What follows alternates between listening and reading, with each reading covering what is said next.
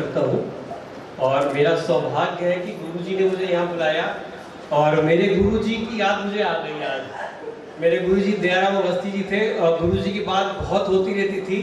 आज सौभाग्य मिला कि मैं दर्शन कर पाऊँ। बहुत बहुत धन्यवाद कि आप मुझे यहाँ बुलाया। मैं यहाँ आयुर्वेदिक कॉलेज में प्राचार्य हूँ और थोड़ा समय नहीं लूँगा, ज़्यादा नहीं लूँगा। हमारा आयुर्वेद दिवस का जो आयोजन किया गया है, नरेंद्र मोदी जी की संकल्पना है कि 23 तारीख को करने के पीछे उनका था कि भाई साम्यावस्था में हमारा डे और नाइट रहेगा, तो दोष हमारे साम्यावस्था में रहेंगे और इलाज पे हमारा अगर सम दोष है तो इलाज हमारा अच्छा रहेगा, स्वस्थ रहेंगे। लेकिन उनकी संकल्पना के पीछे कहीं ना कहीं एक भाव और भी है, वो भाव है बिजनेस का। हम आयुर्वेद के चिकित्सक सोचते हैं कि हमारी क्लिनिक चलेगी कि नहीं चलेगी, तो उन्होंने डेट डिसाइड कर दिया कि हर दिन हम इस तारीख को प्रचार करेंगे और जितना प्रचार करेंगे लोगों के बीच में आयुर्वेद जाएगा। जितना आयुर्वेद जाएगा उतना आयुर्वेद का चिकित्सक जो है उससे लाभान्वित होगा और वो प्रैक्टिस करने के लिए अच्छी तरीके से सोचेगा मैं आयुर्वेद की प्रैक्टिस करूं। अदरवाइज मैं कॉलेज में पढ़ा रहा हूं, मेरे सब कहते हैं कि सर आयुर्वेद में क्या रखा हुआ है, एलोपैथी चिकित्सा करेंगे।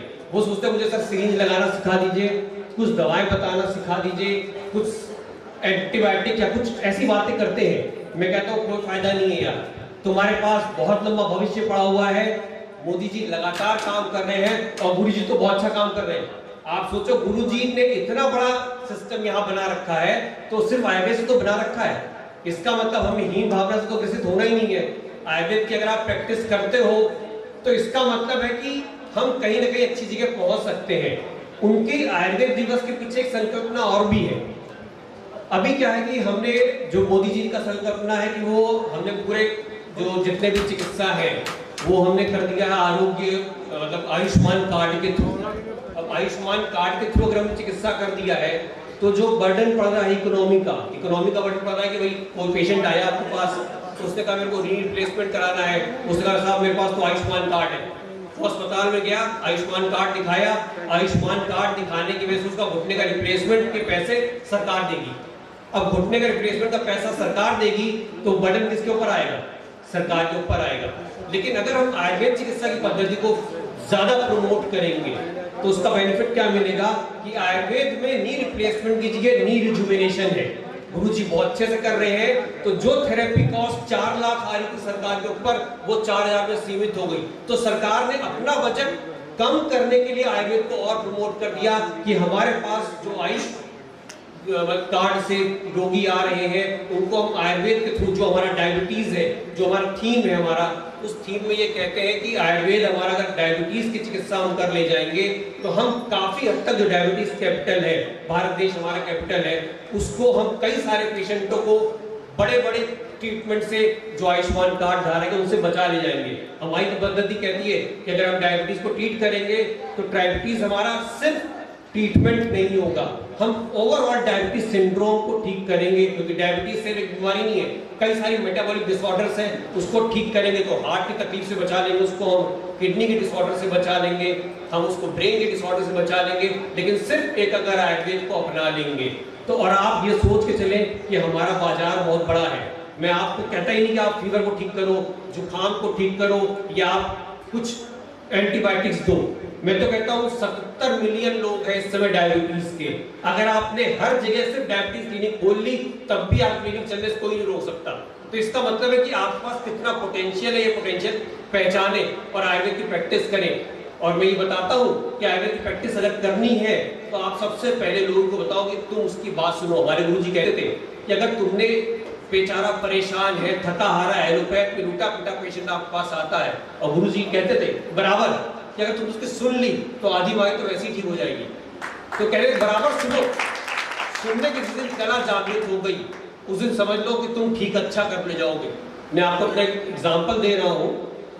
मैं बहुत छोटे उसमें पहुंच गया था, मतलब मैं सेकेंड ईयर में था और गुरु जी के पास ऐसे उनके पैर छूने पहुंच गया, उन्हें मुझे भगा दिया। कहते तुम्हें पता है मैं कौन हूँ? मैंने कहा गुरु जी पता है। कहते मैं आर्यवी गुरु हूँ। और तुम किस में हो? सेकेंड ईयर में। मेरे पास एमडी करने के बाद, जितने गुरु जी के पास आ रहे होंगे सब एमडी करने के बाद आ रहे होंगे। कह रहे मैं एमडी करने के बाद पीएचडी देता हूँ, तुम मेरे पास सीखने के लिए आए हो? मैंने गुरु जी आप कृपा हो जाएगी तो कुछ कर लेंगे। कहते जाओ मेरे पास टाइम नहीं है। फिर हम 6 महीने बाद 2 महीने बाद पहुंचे उनके पास, फिर भगा दिया। कहते जाओ, नहीं सिखाऊंगा तुम्हें। मैंने कहा कैसे होगा, एक तो गुरुजी भगा दे रहे बार बार। फिर एक बार पहुंचे तो उन्होंने कहा कि एक काम करो, तुम लोग छोड़ोगे नहीं, यहाँ बैठूंगा मैं और तुम वहां बैठोगे और तुम वहां पे। 2 लोग गया था उनके पास, हम दोनों ऐसे कोने बैठे थे और 1 साल तक गुरुजी ने मुझसे कहा कुछ पूछोगे नहीं, ये ध्यान रखना। मैंने कहा ऐसे कुछ बताएंगे नहीं तो हम सीखेंगे कहां से। हम हमारा फ्रेंड 2 लोग कोने पकड़ के बैठे थे और सुनते रहते, सिर्फ सुनते थे। कहते सुनना है, कुछ पूछना नहीं है। और फिर एक दिन उन्होंने बुलाया हमको बगल में और पर्चा लिखे थे। पर्चा उनकी आदत थी लिखने की और वो कुछ ऐसे जैसे बहुत कॉमन चीज़ों से इलाज करते थे। कहते अब आओ मेरे पास बगल में बैठो। कहते इस पेशेंट को सुन लिया हमने, उन्हें सुन लिया और देन उन्होंने कहा कि मैंने क्या लिखा है, मुझे बताओ क्या लिखा है मैंने। तो लिटरली हम लोग ने जो चीज़ उन्होंने लिखी थी वही लिखी एज इट इज।